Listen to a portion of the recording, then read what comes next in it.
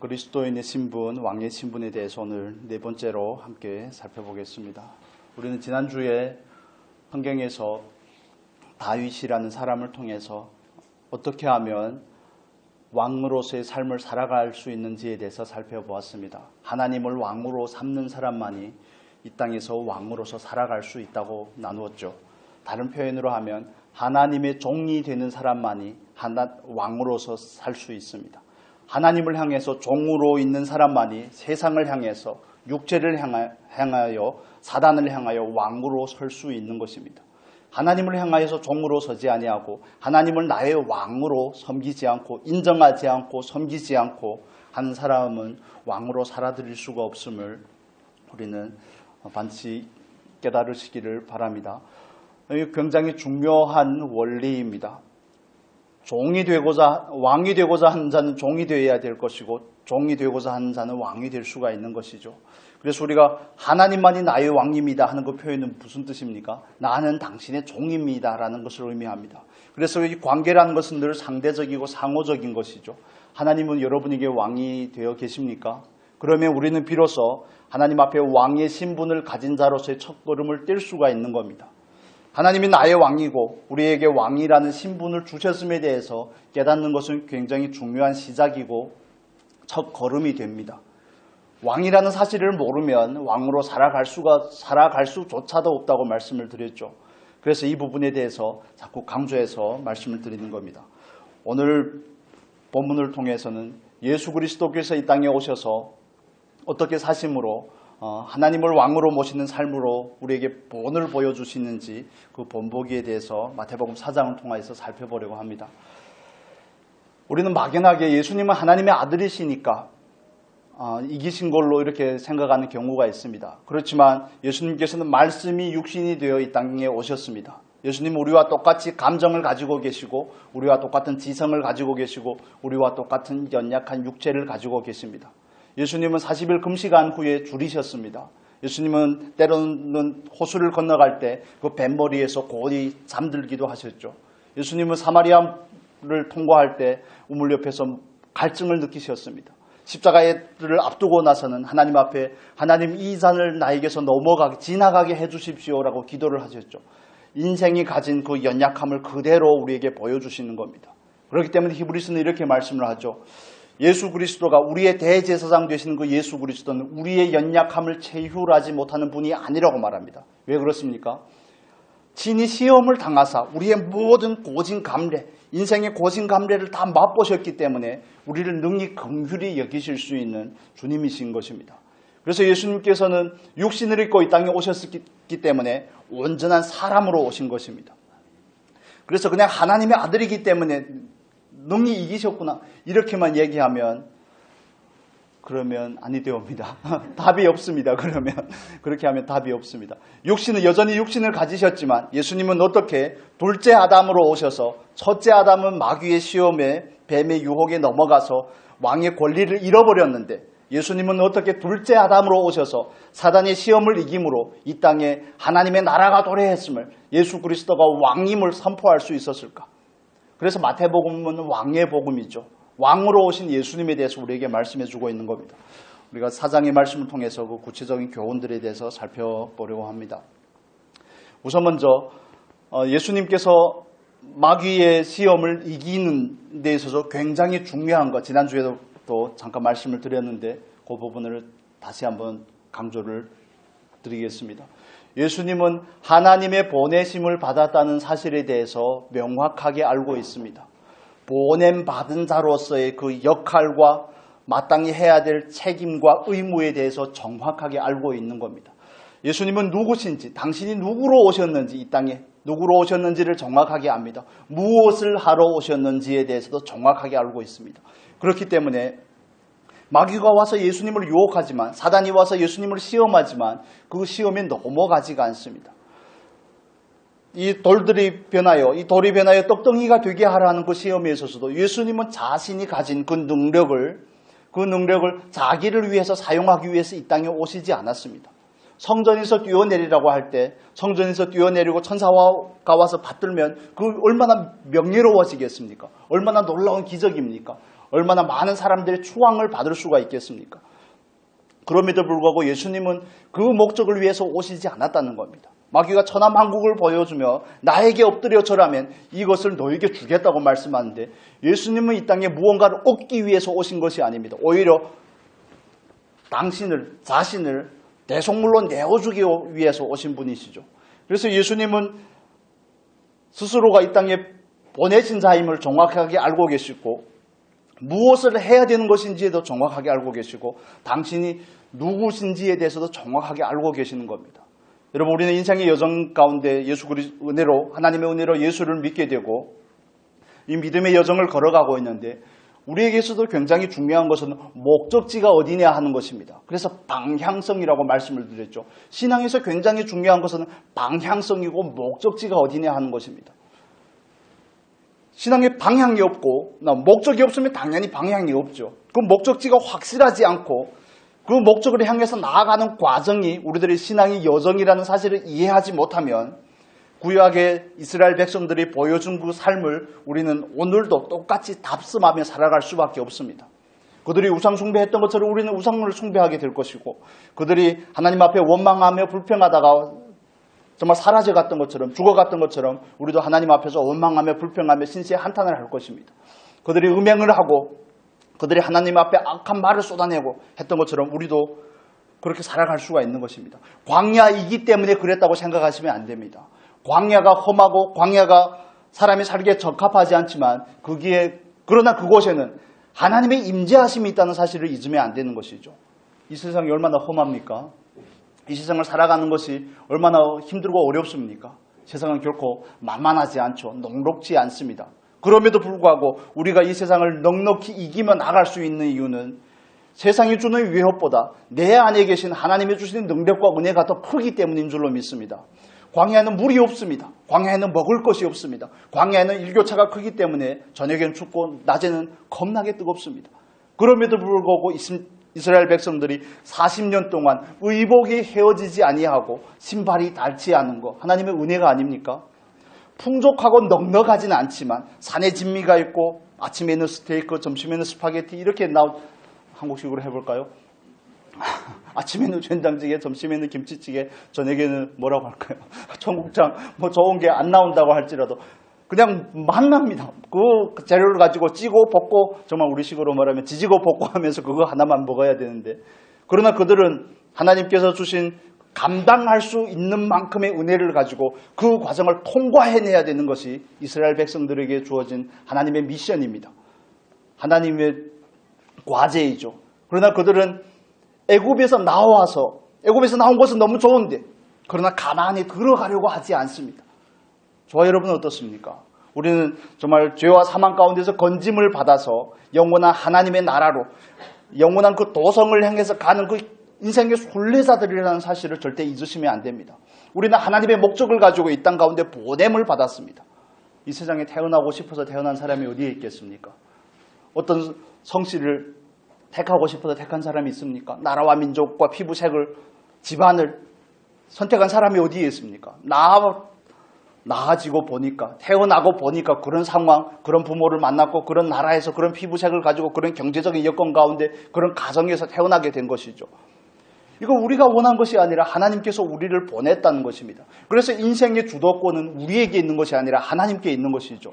하나님께서 우리를 이 땅에 보내셨다면 우리는 하나님의 목적하심을 따라서 이 땅을 살아내야 될 과제가 우리에게 주어진 것입니다. 여러분 믿으십니까?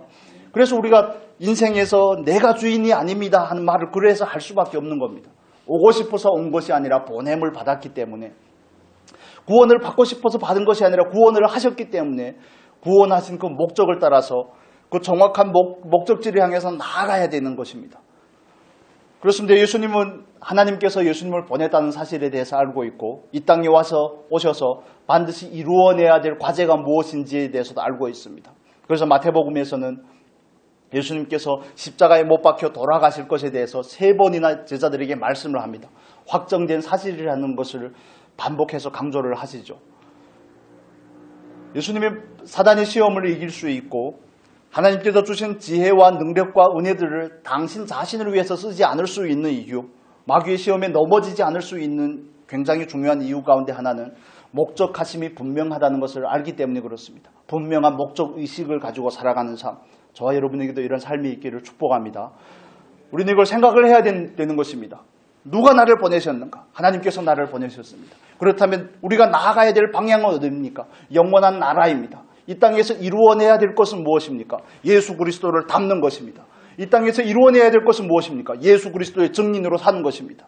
돈을 벌고 자녀들을 잘되고 이런 것이 목적이 아니라 그런 부가적인 수단이라는 사실에 대해서 우리는 반복적인 묵상과 반복적인 스스로를 향한 가르침을 통해서 그게 우리 안에서 자리를 잡는 겁니다. 우리 안에 새겨지는 것이죠. 여러분, 분명한 목적하심에 대해서 여러분 알고 계십니까?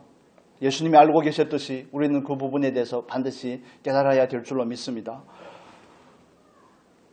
광야 같은 인생에는 풍요로움이 제한적입니다. 하나님은 우리에게 예전보다는 많은 것을 주셨지만 그러나 광야가 아무리 좋아도 가나안이 아닙니다. 이 세상이 아무리 좋고 모든 것을 다 누린다고 할지라도 하늘의 영광과는 비교할 수가 없습니다. 들어가 보면 너무 잘 알겠지만 들어가 보면 세상에 그것들을 바라보면 내가 왜 그렇게 정말 모진 고생을 하고 속을 썩였는지 그걸 얻지 못해서 아등바등하고 전전긍긍하고 혹시나 잃어버릴까 봐 초조해하고 하는 그런 마음들이 내 안에 왜 있었을지 정말 분토 같은 세상 것인데 있으면 좋지만 없어도 살 수 있는 것인데 전혀 안 믿는 눈치입니다. 그런데 그것 때문에 왜 그렇게 정말 마음 졸이면서 살아갔을까? 하나님의 나라의 영광을 조금만 맛보면 우리는 바로 알 수 있습니다. 우리는 이 세상을 살아갈 때도 하나님께서 주시는 그 제한적인 은혜이지만 하늘의 영광을 맛보게 하지 않습니까? 기도하다가 말씀을 읽다가 말씀을 듣다가 섬기다가 하나님께서 우리에게 주시는 그 은혜가 성령께서 우리 안에서 우리로 하여금 때로는 뭉클하게 하고 그 은혜를 맛보게 함으로 인해서 그 맛을 기억하셔야 되는 겁니다. 그 하늘의 맛을 기억하고 그 맛만 보는 게 아니라 그 나라에 들어가면 그걸 누리리라 하는 그게 저와 여러분 안에 소망이 되어야 되는 겁니다. 그게 우리가 지향해야 될 목표죠. 그게 방향성이죠. 우리는 이 땅을 통과하는 사람입니다. 이 땅에 안착하는 사람이 아닙니다. 이 땅에 정착하는 것이 아닙니다. 야곱이 가야 될 곳은 베델이지 숫곳이 아닙니다. 세겜이 아닙니다. 바딴나라면 더더욱 아니죠. 그런데 우리가 이 부분에서 제대로 정렬이 되어 있지 아니하면 자꾸 그 목적을 잃어버리고 목적이 없으니 방향을 잃어버리고 헤매게 됩니다. 그러면 누가 찾아오는지 압니까? 마귀가 찾아옵니다. 그러면 우리는 그냥 너무 쉽게 걸려 넘어집니다. 굳이 우리를 밧다리를 걸어서 넘어뜨릴 필요도 없습니다. 미끼만 조금만 던지면 우리는 그냥 바로 확 집어삼키거든요. 우리의 정욕을 좀 부추기고 세상의 명예를 갖다가 우리를 살살 긋고 물질에 대한 욕망들에 대해서 우리를 살살 긋고 네 동기들을 봐라. 다 집을 사고 이제는 뭔 장이 다 되어 있는데 너는 어떻게 할 것이냐. 저도 가끔씩 그런 생각이 듭니다. 고향에 돌아가 친구들을 만나면 아직 예수를 믿지 않기 때문에 그 친구들은 중국에서 공산당원이죠. 그러니까 공무원이고 어느 정도의 직급을 가지고 있으니까 과장이니 국장이니 이러니까 가끔씩 이런 육신이 확 올라올 때가 있습니다. 나도 열심히 할 걸. 그런 마음이 들면 어떻게 해야 됩니까? 나도 열심히 할 걸 하면 그러면 빠지는 겁니다. 그러면 하나님을 향해서 삿대질을 자연스럽게 할 수밖에 없는 겁니다. 누구는 결혼도 하고 아이도 낳고 장가도 보내고 시주도 보내고 하더만 나는 왜 이럴까? 이런 세상의 것들이 그냥 확 우리 안에 들어와서 우리를 확 사로잡아 버리는 겁니다. 껄껄 하는 것이 아니라 껄에서 딱 끝내야 되는 것이죠. 그걸 바로 딱 잘라내야 되는 것입니다. 나는 누구인가? 나는 어디를 향해서 가야 되는 것인가? 나는 이 땅을 누리기 위해서 온 것인가? 아니면 통과하기 위해서 이 땅을 사는 것인가? 이런 것으로 우리를 스스로를 가르쳐야 되는 것입니다. 제가 말씀을 엄청 많이 찾아왔는데 이걸 다 읽느라면 끝이 안 날 것 같은데 우리 한 구절만 봅시다. 요한복음 6장의 말씀 보겠습니다. 요한복음 6장 38절 보겠습니다. 요한복음 6장 38절.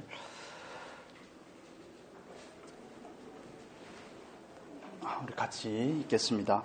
내가 하늘에서 내려온 것은 내 뜻을 행하려 함이 아니요 나를 보내신 이의 뜻을 행하려 함이니라. 내가 하늘에서 내려온 것은 내 뜻을 행하려 함이 아니라 나를 보내신 이의 뜻을 행하려 함이라. 예수님은 분명한 목적을 가지고 계십니다. 하나님의 뜻이 무엇입니까? 예수 그리스도께서 6월절에 어린 양으로 십자가에 못 박혀 돌아가시는 것이 하나님의 뜻입니다. 예수님께서 지셔야 될 그 십자가는 무엇입니까? 당신을 온전한 화목제물로 대속물로 내어놓는 것이 예수 그리스도가 감당해야 될 그 하나님의 뜻이고 하나님의 목적하심입니다. 여러분, 우리의 삶 가운데서 분명한 목적을 가지시기를 바랍니다. 우리는 영원한 천성을 바라보며 나아가는 사람입니다. 우리는 이 광야 같은 세상을 통과하며 연단을 받는 과정 가운데 있습니다. 그래서 내가 예수를 닮아가기를 그것을 목적으로 삼으시기를 바랍니다. 어떻게 하면 하나님의 나라의 일에 참여할 것인지를 목적으로 삼으셔야 됩니다. 그래야 그 나라에 가서 영광이 있습니다. 두 번째 주제를 살펴보겠습니다. 본문에 와서 우리 누가복음 4장 보겠습니다. 누가복음 4장에도 똑같은 본문이 있죠. 누가복음 4장 1절의 말씀을 보겠습니다.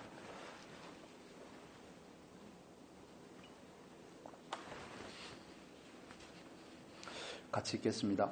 예수께서 성령의 충만함을 입어 요단강에서 돌아오사 광야에서 40일 동안 성령에게 이끌리시며, 마태복음보다 누가복음 4장의 이 부분에 대해서 더 구체적으로 설명이 되어 있죠. 예수께서 성령의 충만함을 입어 40일 동안 성령에게 이끌리시며 라고 말씀을 합니다.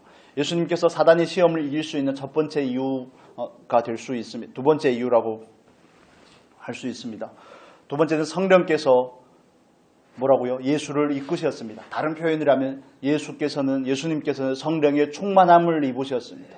성령의 충만함을 입고 성령의 인도하심을 받았습니다. 그렇기 때문에 예수님은 사단의 시험을 이길 수가 있었습니다. 여러분, 우리가 사단을 이겨야겠다고 결심을 한다고 이길 수가 있습니까? 이길 수가 없습니다. 왜냐하면 그는 영적인 존재고 우리는 아직 연약한 육체를 가지고 있기 때문에 이기고 싶다고 해서 이길 수 있는 것이 아닙니다. 마음을 정한다고, 뜻을 정한다고, 마음을 먹는다고 되는 일이 아닙니다. 원한다고 되는 일이 아니라는 겁니다. 그렇다면 우리는 어떻게 이길 수 있습니까? 성령의 충만함을 입어야 되죠. 성령의 인도함을 받아야 되지 않겠습니까? 성령의 충만함을 입지 아니하면 우리는 온전한 그리스도인으로 살 수 없습니다. 왕은 고사하고 온전한 그리스도인으로 살 수 없습니다. 왕으로 살아가기 위해서는 우리는 분명한 목적을 이해해야 됩니다. 왕으로 살아가기 위해서는 우리는 성령의 충만함을 입어야 되고 성령의 이끌림을 받아야 됩니다. 성령의 충만함을 입어야지 나를 위해서 살지 않습니다. 나로 살지 않습니다. 내가 주인이 되어서 살지 않습니다. 그럴 때마다 우리는 비로소 이길 수가 있는 겁니다. 내 안에 있는 육체의 성욕을 어떻게 다스리겠습니까? 세상을 향한 갈망을 어떻게 해소할 수가 있습니까? 내 안에 있는 이런 명예를 향한 목마름을 어떻게 제어할 수가 있겠습니까? 성령이 충만해야 그게 제어가 되는 겁니다. 성령이 충만하면 그게 그냥 자연스럽게 되는 겁니다. 그래서 결심하는 것도 중요하지만 마음을 들이고 뜻을 정하는 것도 중요하지만 성령의 충만함을 입는 것이 더 중요한 것입니다. 성령의 충만함을 사모하는 우리가 될 수 있기를 바랍니다. 성령의 충만함을 사모하셔야 됩니다. 성령이 충만하지 아니하면 우리는 왕으로 살 수 없습니다. 살고 싶다고 해서 다 되는 것이 아닙니다. 그렇다면 얼마나 좋겠습니까? 하나님 원합니다 하면 바로 되면 얼마나 좋겠습니까? 그런 걸 성경에서는 사기꾼이라고 말합니다. 심지 않은 데서 거두고자 하는 거, 사기꾼이라고 말합니다. 그건 마귀가 하는 짓이라고 말합니다. 그래서 마지막 때가 되면 하나님께서는 진리를 사랑하지 않는 사람들, 심지 않은 데서 거두는 사람들에게 미혹을 보낸다고 말씀을 합니다. 미혹의 영이 역사하도록 보내는 것입니다. 허용하는 겁니다. 마치 사단이 와서 욥을 시험하게끔 하나님께서 허용하시는 것처럼 진리를 사랑하지 않는 사람들에게 미혹이 와서 그들에게 역사하게끔 하나님께서 허용하는 겁니다. 그래서 우리는 하나님 앞에서 진리를 사랑하는 사람이 되어야 됩니다. 성령이 충만한 사람이 되고자 하는 마음을 가질 뿐만 아니라 되기 위해서는 뭘 해야 됩니까? 우리가 해야 될 역할이 있지 않습니까? 뭘 해야 되죠? 답은 다 알고 있는데 두 글자입니다. 기도해야 됩니다. 기도해야지 성령의 충만함을 입을 수 있습니다. 기도하지 아니하면 왕으로 살 수 없습니다. 성령이 충만하지 않습니다. 자아가 충만합니다. 세상으로 충만합니다. 성질이 충만해집니다. 그냥 얼마나 세상을 향해서 민감한지, 다른 사람을 향해서 민감한지, 하나님을 향해서는 무덤덤하지만 그렇습니다. 우리는 성령의 충만함을 힘입기를 사모해야 됩니다. 성령이 충만하기 위해서 기도의 자리에 앉아야 됩니다. 날마다 시간을 정하고 때를 정하고 하나님 앞에 양을 정하고 기도의 자리에 앉으시기를 바랍니다. 기도하지 않고 이겨낼 수 있는 사람이 없습니다. 육체의 정욕을 이길 수가 없습니다. 세상의 유혹을 어떻게 무슨 수로 이깁니까? 귀를 막고 눈을 가리며 이길 수 있습니까? 아니요. 우리 안에 내재되어 있는 겁니다. 자석과 자석이 끌리듯이, 철이 자석에 끌리듯이 우리 안에 있는 육체의 그 본성이 마귀가 와서 살살 건드리면 그냥 바로 그게 끌리는 겁니다. 나침판이 어디를 항상 가리킵니까? 북쪽을 가리키듯이. 그런 거 우리 안에 그냥 내재되어 있는 것입니다. 그런데 그걸 어떻게 제어할 수 있습니까? 영혼을 거스러 싸우는 육체의 정욕을 무엇으로 제어하십니까, 여러분? 성령이 충만하지 아니하고 어떻게 말씀을 따라 살 수 있으며, 성령이 충만하지 아니하고 어떻게 마귀의 관계와 미혹을 이길 수 있으며 마귀의 권세에 대항하여 설 수가 있습니까? 지식적인 알무라 되는 것이 아닙니다. 성령의 충만함을 입어야 되는 것입니다. 여러분, 성령의 충만함을 입기 위해서 얼마나 기도하고 계십니까? 각자에게 분량에 주어진 양이 있을 겁니다. 그리스도인인데 기도하지 않는다. 그건 왕으로 살지 않겠다는 다른 증명이기도 합니다. 그리스도인인데 하나님 앞에 기도의 시간을 갖지 않는다. 하나님 앞에 나를 온전히 내려놓고 하나님을 의지하지 않는다. 성령의 충만함을 구하지 않는다. 이건 하나님 저는 아무렇게나 살겠습니다 라는 것과 다르지 않습니다. 하나님 저는 왕이 아니라 그냥 종이 되어도 좋습니다. 세상에도 지이고 정욕에도 지이고 마귀가 와서 살짝 건드려도 넘어지고 마귀가 나를 공깃돌 까부르듯이 그냥 나를 가지고 놀고 해도 괜찮습니다. 하나님. 그렇게 살 수는 없지 않습니까? 우리는 하나님의 자녀인데 어떻게 마귀에게 그렇게 농락당해서 어떻게 되겠습니까? 아니, 우리는 마귀를 대항하여 서야죠. 하나님을 가까이 하라. 그리하면 하나님께서 너희를 가까이 하시리라고 말씀하면서 그 다음에 뭐라고 말합니까? 마귀를 대적하라고 말씀합니다. 마귀를 대적하라. 그래서 우선적인 것은 하나님을 가까이 하는 겁니다. 우선적인 것은 성령의 충만함을 입는 것입니다. 그래야 정욕도 제어가 되고 세상의 유혹도 이길 수가 있고 마귀의 권세에 대해서도 대항하여 설 수가 있는 것입니다. 성령이 충만할 수 있는 우리가 될 수 있기를 바랍니다. 여러분 안에 사모함이 있으시면 기도의 자리를 사모하시기를 바랍니다. 기도하지 아니하면 성령의 충만함을 힘입을 수가 없습니다. 물론 하나님께서 때론 우리가 원하지 않는다고 할지라도 그냥 부어주셔서 헷가닥 할 때가 있습니다. 그렇지만 그것으로 그걸 바라면 안 됩니다. 누가 그러는데 결혼은 로또와 같다 그렇게 말씀하시더라고요. 무슨 뜻인지 압니까? 결혼은 로또와 같다. 그래서 결혼이 왜 로또와 같을까? 그러니까 아무리 사도 맞지 않는답니다. 남편과 아내가 절대 안 맞는다는 거죠. 그래서 결혼은 로또와 같다 그러는데 그런 우리가 허무맹랑한 것을 사모하고 원하면 안 되는 것입니다.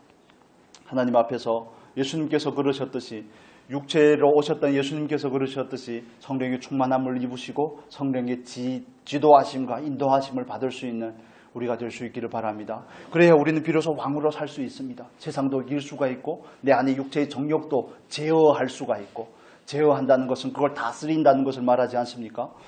또 이 세상이 우리에게 미혹할 때마다 세상이 우리를 유혹할 때마다 우리는 과감하게 거절할 수가 있습니다. 그런데 우리 안에서 성령이 충만하지 아니하면 영적인 능력들이 떨어져 있으면 그 게이지가 떨어져 있으면 100%가 낮을 때에는 모든 것이 그냥 쏙쏙 들어옵니다. 우리 안에 전혀 걸러지지 않고 바로바로 들어옵니다. 왜냐하면 장벽이 무너졌기 때문에 그렇습니다.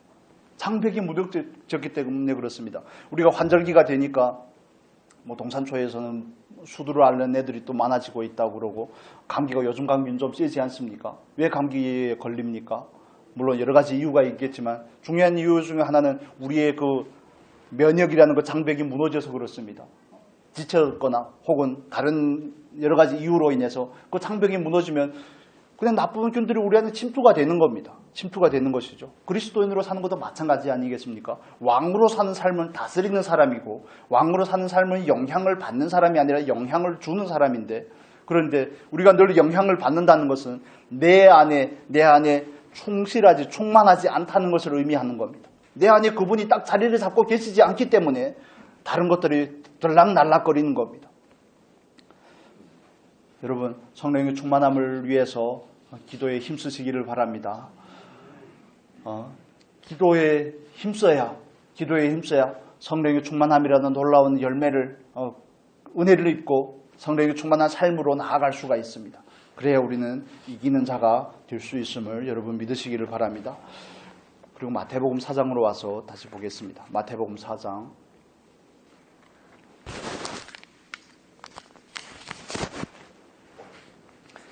마태복음 4장 3절에서 4절 보겠습니다. 3절에서 4절 같이 읽겠습니다. 시험하는 자가 예수께 나와서 이르되 내가 만일 하나님의 아들이거든 명하여 이 돌들로 떡덩이가 되게 하라. 예수께서 대답하여 이르시되 기록되었으되 사람이 떡으로만 살 것이 아니요 하나님의 입으로부터 나오는 모든 말씀으로 살 것이라 하였느니라 하시니. 또 여기 보면 7절에도 보면 예수께서 이르시되 또 기록되었으되 이렇게 말씀을 하죠. 예수님께서는 마귀가 하는 그 시험에 대해서 성령의 충만함으로 이기셨다고 말씀을 드렸습니다.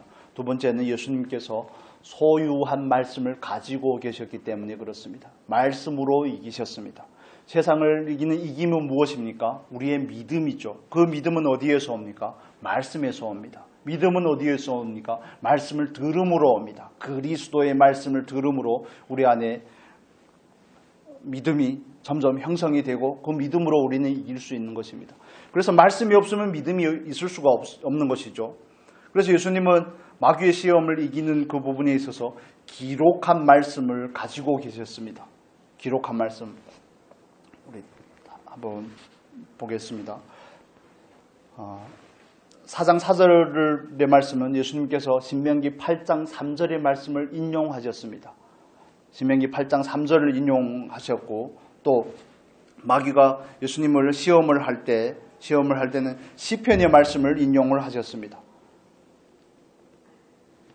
신명기의 말씀 두 구절과 시편의 말씀을 예수님은 이미 알고 있었다는 겁니다. 예수님께서 오셨을 당시에는 이렇게 오늘날처럼 성경이 많이 보급이 되지 않았습니다. 구약 성경만 있었죠. 기원전 90년에 히브리어 성경이 완성이 되었기 때문에 그렇습니다. 구약 성경이. 그런데 예수님은 벌써 그 말씀들을 어떻게 하신 겁니까?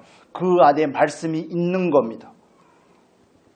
그래서 마귀가 시험을 할 때 건드리니까 그 안에 말씀으로 바로 대적을 하는 것이죠. 대응을 하는 겁니다. 많은 경우에 우리는 말씀이 없기 때문에 넘어지는 겁니다.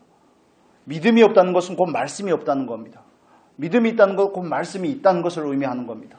내 안에 너무 말씀이 없기 때문에 요한복음 3장 16절만 알면 안 된다고 말씀을 드렸잖아요. 창세기 1장 1절, 요한복음 3장 16절 모든 그리스도인이 거의 다 외우는 말씀. 이것만 알면 안 됩니다. 이것만 알면 우리는 절대 이길 수가 없습니다. 말씀은 뭐라고 말합니까? 말씀은 생명입니다. 말씀은 검입니다. 성령의 검인데 검을 가지지 않고 어떻게 싸워서 이깁니까? 믿음의 방패라고 그러죠. 그런데 말씀이 없이 어떻게 믿음이 있겠으며 그 믿음이 없으면 어떻게 방패로 적의 모든 화전을 소멸할 수가 있습니까? 적은 치명적인 공격을 날리는데 육신의 정욕과 안목의 정욕과 이생의 자랑으로 우리를 유혹하고 우리를 넘어뜨리려고 하고 왕으로 사는 것이 아니라 우리를 종으로 살라고 그러는데 하나님을 위해서 사는 것이 아니라 자기를 위해서 살고 마귀를 섬기라고 그러는데 은연중에 세상을 섬기는 건 마귀를 섬기는 겁니다. 사실 내 육체에 충실한 건 마귀를 섬기는 겁니다. 안목의 정욕과 이생의 자랑에 충실한 거 육체의 정욕에 충실한 건 마귀를 섬기는 것과 별반 다름이 없습니다. 그런데 우리가 어떻게 이길 수 있습니까? 말씀이 있어야 됩니다. 여러분 정말 매주마다 우리가 그 말씀을 열심히 암송하시기를 바랍니다. 내 안에 말씀을 많이 쌓아두어야 되죠. 이번 주에 미션을 드리겠습니다. 집에 돌아가셔서 성경을 덮으시고 내가 암송해서 쓸 수 있는 구절이 몇 개 되는지 한번 체크를 해보십시오. 스스로의 실력에 깜짝 놀라실 겁니다. 깜짝 놀라실 겁니다. 왜냐하면 많은 그리스도인들은 들어서 목사가 설교를 할 때 들은 말에 내가 동의를 하면 그 말씀을 내가 안다고 생각을 합니다. 그 말씀을 내가 이미 깨달았고 안다고 생각을 하는데 그렇지 않습니다. 그건 착각입니다.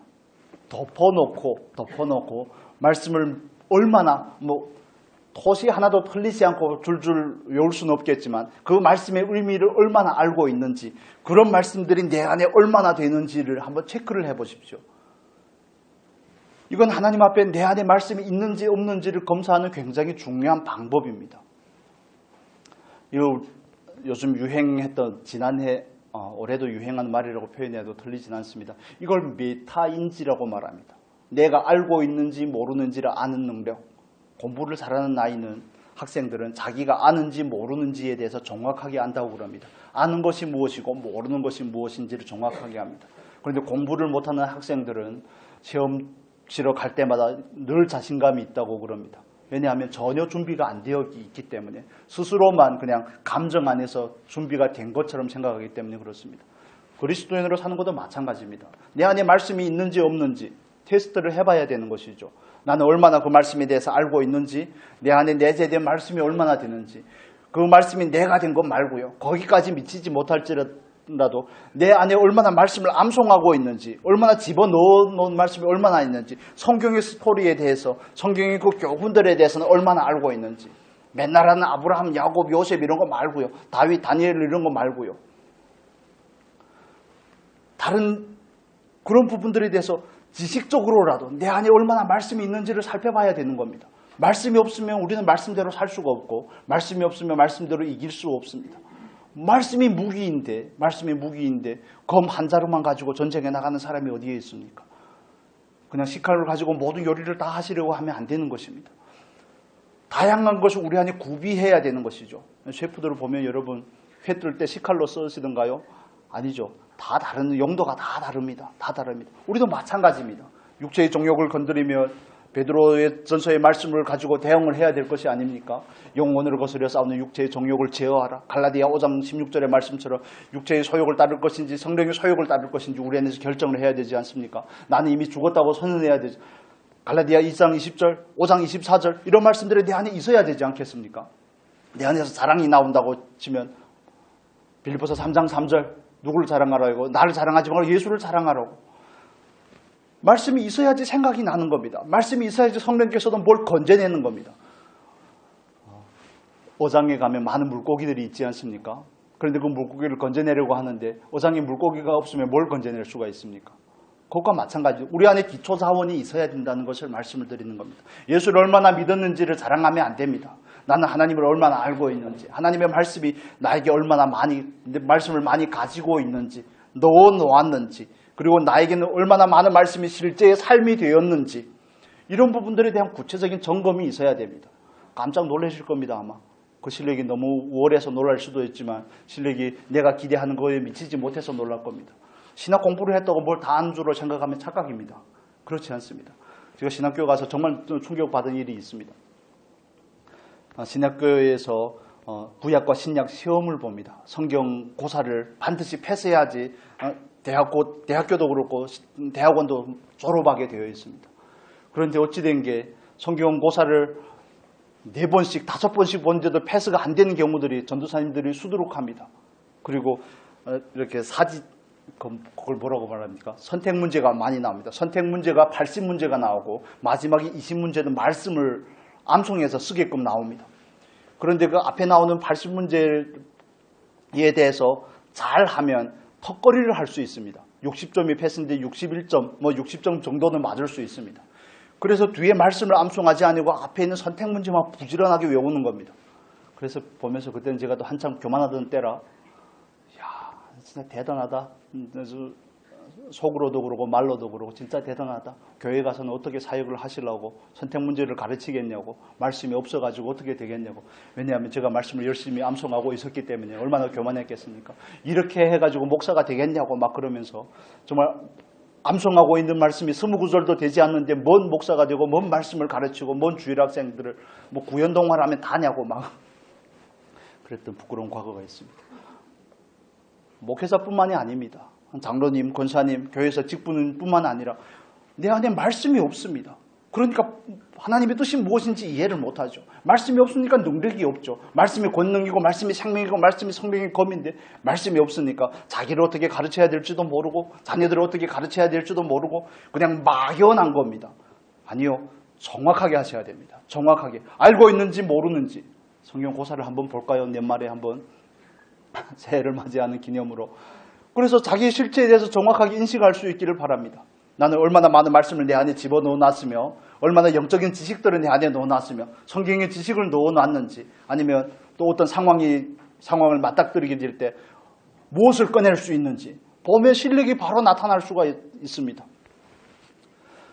예수님께서는 기록한 말씀으로 이기셨다는 사실에 대해서 염두에 두셔야 됩니다. 기록하였으되 모든 사람이 성경을 소지할 수 있을 때가 아닙니다. 성경이 너무 비싸기 때문에. 그런데도 예수님은 그 말씀들을 정확하게 알고 있습니다. 하나님의 아들이기 때문에 그런 게 아니라고 그랬습니다. 말씀에 대해서 그만큼의 준비가 되었다는 것을 말씀을 드리려고 하는 겁니다. 우리도 준비가 되어야 되지 않겠습니까? 정말 분명한 하나님께서 우리를 보내 분명한 목적을 알아야 될 뿐만 아니라 성령이 충만해야 될 뿐만 아니라 말씀이 우리 안에 가득해야 되지 않겠습니까? 골로새서 3절 보겠습니다. 3장 16절 보겠습니다. 골로새서 3장 16절.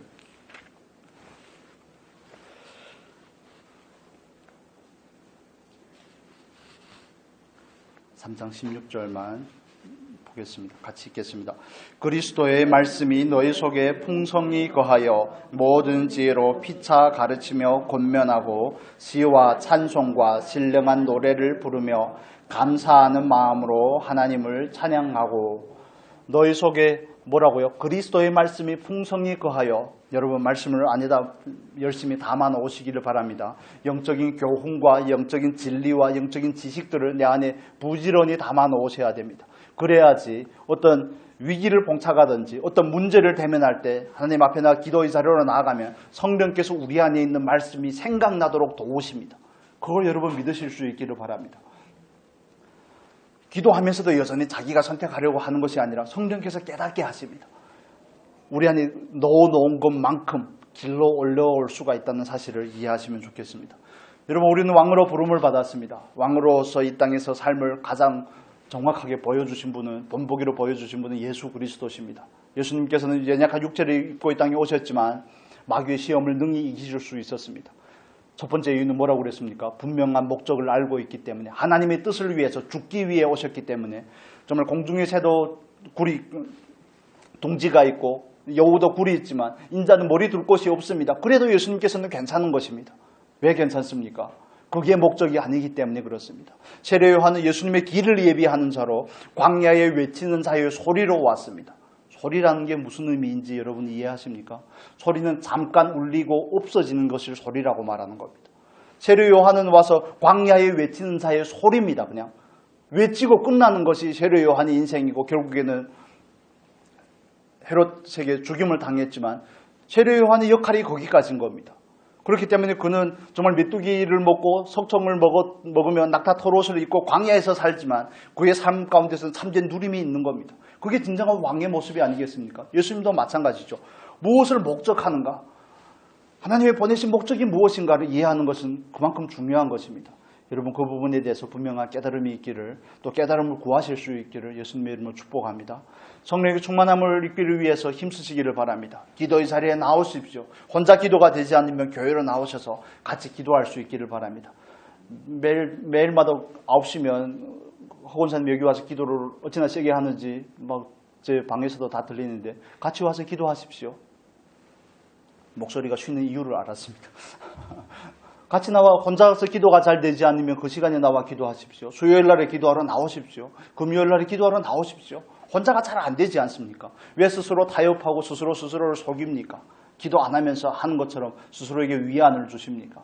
그렇게 하면 우리는 성령의 충만함을 입을 수가 없습니다. 그러면 그냥 걸지 않아도 넘어질 수밖에 없습니다. 말씀을 가진 사람이 되어야 됩니다. 말씀이 내가 되기 전까지, 거기까지는 못 가더라도 최소한 말씀이 내 안에 많이 집어넣어 놔야 되는 것입니다. 그래야지 우리는 바른 분별력을 가질 수 있고 그 말씀으로 마귀의 괴계를 대적할 수가 있습니다. 그래야지 성령께서 우리 안에 그것을 길어 올릴 수가 있습니다. 여러분, 우리는 왕으로서 살아야 됩니다. 꼭 잊지 않으시기를 바랍니다. 왕으로서 살 수 있기를 정말 소원할 뿐만 아니라 그 마음의 결단을 가지시기를 바랍니다. 왕의 자녀인데 종으로 살 수 없진 않습니까? 왕의 자녀가 종으로 삼는 것은 하나님의 이름을, 자기의 아버지의 이름을 욕되게 하는 것입니다. 여러분, 우리는 왕으로 부름을 받았고 왕이라는 심부름으로 이 땅에 보냄을 받았습니다.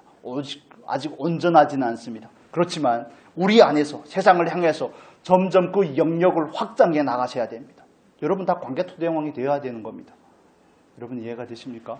그냥 작은 내 자리에서 만족하지 아니하고 점점 그 통치의 영역을 넓혀 나가시기를 바랍니다. 예수 그리스도가 우리 안에서 통치하는 그 영역을 넓혀 나가시기를 바랍니다. 그래서 정말 왕된 삶으로 우리가 하나님 앞에 온전히 드려질 수 있기를 예수님의 이름으로 축복합니다.